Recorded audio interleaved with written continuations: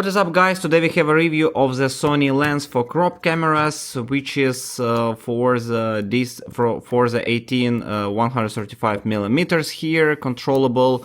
It's sort of the zoom lens, and let's test it out with ZV-E10. That's the camera here. I use with the lens from Viltrox here, 13 millimeter lens. And let's test out how it will work with the ZV-E10 camera. So let's go one by one. Basically, let's review the lens first. That's how it looks like. You have the cover here, 55 millimeter here, the radius for installing some ND filters. Focus distance is from 45 centimeters here, 1.48 feet. And it has optical stabilization here, built-in OSS here, how they call it, and the aperture from 3.5 until 5.6. Also, you have the sun protection filter here. Wear it like this. That's how it looks like, and on a zoom, that's what you can expect, and that's actually the size of it. So basically, it's not that big. It's like a hand size, and when you close it, it's even smaller. It's quite light. It's around 300 gram. Optical steady shot there.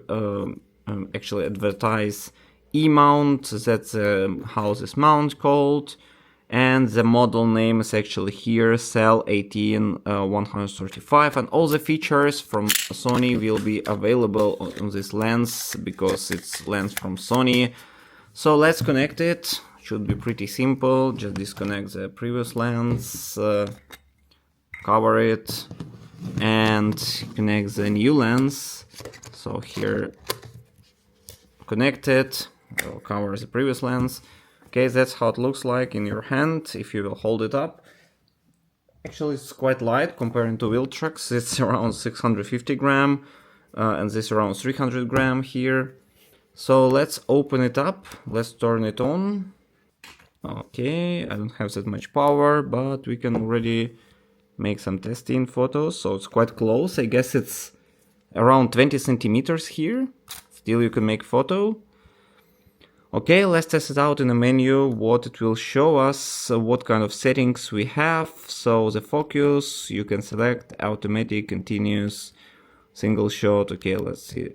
Automatic focus area also can be selected. Wide zone, flexible. Both can be adjusted with this camera. So many settings here. Focus area limit. You can also limit the areas. You can just readjust it up to your needs. And you have 11 pages of settings. So those are very regular. Those as well. Shooting mode, intelligent, aperture priority. So all the modes available, of course. You have even intelligent plus. Let's see, intelligent auto, super auto. Okay, let's keep intelligent auto. Although we have, as you see, how the changing the zoom, changing the aperture. 5.6 you have on 135 millimeters, and on 18 millimeters we have 3.5 here. Okay, let's move on with the settings. Focus frame color, actually auto flash, I don't have a flash, white balance, some of them not available in this intelligent mode. Also for video settings, because it's set to, let's switch it to other one, but for now let's keep it like this. 4K, of course 4K, 25 frame per second, 60 M. Here you can set 100 M, but you will have actually much more flash drive consumed. Initial focus, low shutter. Okay, those are all working silent shooting, even available steady shots here. On off, two options, and for actually for video, yeah, you can enable it and use the steady shot settings even additional, so you can focal length adjustment and steady shot adjustment. Setting not available as follows. Okay, you have on, wait a second, let's move on. Steady shots. Okay, you have active, standard, or off. Let's set active. then you can adjust manually with the focal length needed, or just set it to automatically, but again you will have a crop, of course, as you see here, for instance with flash drive. Okay, it will not focus as it's too close, but you can just see it's active, and this is a standard and this is off. So actually not that much difference here. Let's keep it standard.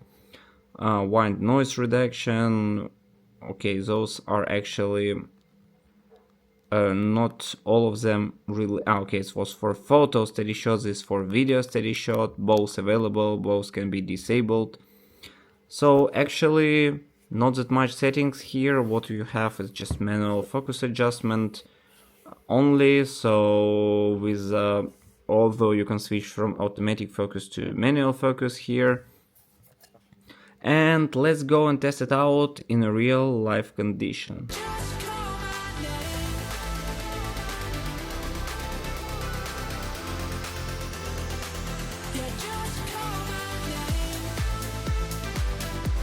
One, two, three, 1, 2, 3, test of the video recording. Let's make a zoom here. It's quite dark here, so it's not really easy conditions, let's say, for camera. So that's how it looks like. Much easier to focus than on dark because of the aperture. Autofocus here, let's try and light. Okay, it takes some time. I put it automatically. Maybe just fixed focus, I don't know. But here works well. Okay, maybe too close. Yeah, it's 45 minimum, but yeah, it's like this works well. And even tracing my hand somehow. Zoom here. Okay, that's the maximum one, macro it's called. Aperture 5.6 on a dark one. Much harder on the dark one, and it's shaking a bit. In steady shot right now it's on. You have active or off as well. Basically you just saw examples of the photos made with this lens here, and it's pretty great, I guess, and I really recommend to buy for its price. So the price of it is around, I bought it second hand for around $200. The new one cost around $650. For $650, I think you can search for some better options for its price. For $200, if you buy it second hand, it's really great option. For $200, of course the aperture is not that huge, but you have really great zoom lens from 135 millimeters to 18 millimeters. I use it, for example, together with 13 millimeters Viltrox lens, which is much heavier, but of course the quality much greater because of the aperture 1.4.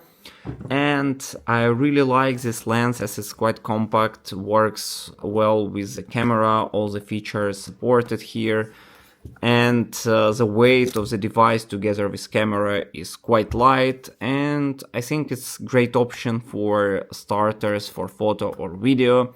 And in case you still have some questions, just put in the comments below, put the thumbs up, and see you next time.